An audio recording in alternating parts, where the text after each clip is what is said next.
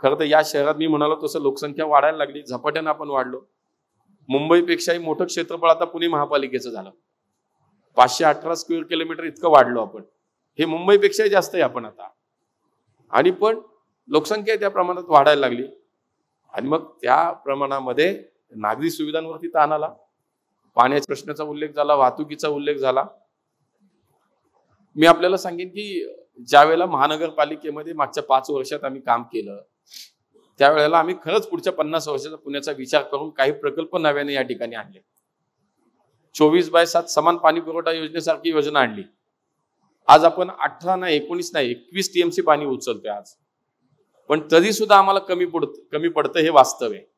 मग काय केलं पाहिजे? आणि म्हणून मला असं वाटतं की आम्ही ह्या योजनेच्या माध्यमातून हा विचार केला की आज 45% उचललेल्या पाण्यातलं 45% पाणी हे वाया जाते. वितरण व्यवस्थेतला असलेला दोष असेल, गळती असेल, चोरी असेल, जे काय असेल, 45% पाणी वाया जातं आम्ही उचललेल्या पाण्यातलं. आणि म्हणून 24/7 सारखी समान पाणी पुरवठ्यासारखी योजना आपण आणली. आज त्याच्यामध्ये जवळपास 1800 किलोमीटरच्या नवीन पाण्याच्या लाईन टाकल्या जाणार आहेत. जवळपास 85 पाण्याच्या नवीन टाक्या बांधायचं काम चालू आहे. त्यातल्या 60-65 टाक्या ह्या बांधून तयार झाल्या. 1200 ते 1400 किलोमीटर पाण्याची लाईन टाकून पूर्ण झाली. आपण मीटर आणला. मीटर का बसवणार? तर मीटर सुद्धा जवळपास 80 ते 80% मीटर बसवण्याचे काम सुरू झालं. याच्या मागचा उद्देश काय होता की आम्ही उचलतो ते पाणी वाया खूप जातं. मग आम्ही नवीन लाईन्स टाकल्या तर पाण्याची गळती थांबेल. या 30-30, 40-40 वर्षापूर्वीच्या मोठ्या लाईन्स आहेत, त्या नव्यानं टाकल्या आपण. आज पाण्याचे टाक्या मोठ्या प्रमाणात बांधून घेतल्या. मीटर बसवण्याच्या मागे काय उद्देश आहे? तर जर आम्हाला 24 तास आता पाणी आम्ही देणार आहोत तर आम्हाला पाणी साठवायची आवश्यकता लागत नाही. आता पाण्याची साठवणूक बंद होईल. प्रत्येक घरात, सोसायटीत, ज्या गावात जिथं जिथे वाटेल पाणी साठवून ठेवतो आपण. का तर पाणी उद्या येईल का नाही. पण आम्ही जर 24 तास पाणी देण्याचा प्रयत्न करतोय तर पाणी साठवण्याची आवश्यकता लागणार नाही. मीटरच्या माध्यमातून जेवढं लागेल तेवढंच पाणी वापरतील लोक आता. तर अवास्तव पाणी वापरणं आणि पाण्याचा अपव्यय होणं, पाणी वाया जाणं, हा सुद्धा एक मोठा प्रश्न आहे. आणि म्हणून ही योजना ज्या वेळेला 100% पूर्ण होईल, आजही मी तुम्हाला सांगतो 70 ते 80% या योजनेचं काम पूर्ण झालं.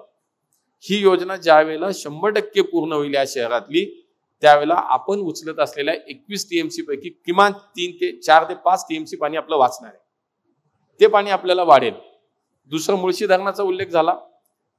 मी सातत्याने त्या विषयावरती नेहमीच बोलतोय, काम करतोय. परवा सुद्धा मागच्या आठवड्यात माननीय मुख्यमंत्र्यांकडे पुण्याच्या विषयात अनेक विषय जे मार्गी लावायचे, त्याच्यात मुळशी धरणातनं एक 5 TMC पाणी आमच्या पुणे शहराला मिळावं अशी विनंती माननीय मुख्यमंत्री साहेबांना सुद्धा आपण केली आहे.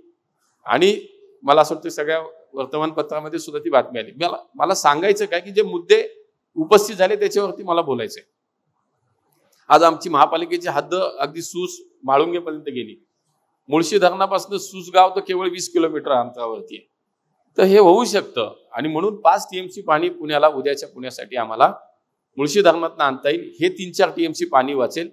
7-8 TMC पाणी, 8-9 TMCचं पाणी आम्हाला वाचलं आमचं. आम्हाला जर जादाचं उपलब्ध झालं तर पुढच्या 10-20 वर्षाचा 20-25 वर्षाचा प्रश्न आमचा पाण्याचा सुटणार आहे.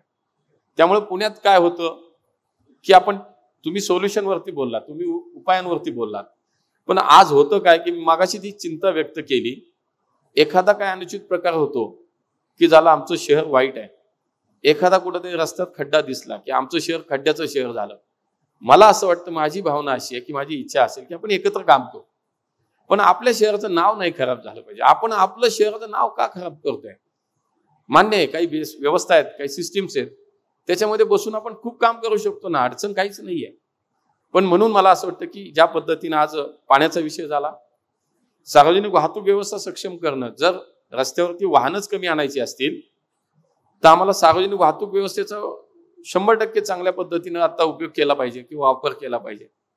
आणि म्हणून मागच्या 5 वर्षामध्ये या पुणे शहरात PMPMLच्या माध्यमातून आपण 1500 नवीन बसेस आज रस्त्यावरती आल्या. गेल्या 10 वर्षात एकही बस नव्हती पुण्यामध्ये नवीन आली, पण 1500 नवीन बसेस रस्त्यावरती आल्या. आता नव्यानं 1000 बसेसची मागणी आपण केंद्र सरकारकडे केलेली आहे. मी त्याचा एक भाग आहे. त्यामुळे राज्य सरकारने प्रस्ताव पाठवायचा आहे आणि त्या 1000 आपल्याला बसेस आता लवकर मिळतील याचा प्रयत्न आपला सुरू झालाय. त्यामुळे मेट्रोचं विस्तारीकरण असेल, बसेस मोठ्या प्रमाणात या शहरात मिळण्यासाठी म्हणून काम करायचं असेल तर या सगळ्या गोष्टीवरती काम चालू आहे. आता कात्रज ते स्वारगेटचा भुयारी मार्गाने आपली भूमिगत मेट्रोचं काम सुरू आहे. वनाज ते चांदणी चौक आणि रामवाडी ते वाघोली या मेट्रो मार्गाचं काम सुरू होत आहे. नव्यानं आपल्याला माहिती आहे की नवीन एका DPR ला मान्यता मिळाली. खडकवासला ते हडपसर त्या मार्गाला मान्यता मिळाली. त्यामुळे शहराच्या सर्व बाजूनं आम्ही मेट्रोचा विस्तार पुढच्या काळात आपल्याला करायचा आणि त्यासाठी 100% आपण प्रयत्न करतोय. म्हणून या शहरातल्या वाहतुकीवरती जे जे म्हणून उपाय करता येतील. शिवणे कराडी सारखा रस्ता अडकलाय, तो कोर्टामध्ये त्याची काही अडचणी आहेत तो लवकर सोडवला पाहिजे. नदींवरच्या पुलांची कामं आता सुरू आहेत. त्यामुळे आम्ही पुढच्या 50 वर्षाचा विचार या पुण्याचा आपण नक्की करतोय. त्यासाठी अनेक कामं आज आपल्या अजेंड्यावरती आणि त्याचा आपण खूप चांगल्या पद्धतीने विचार करतोय.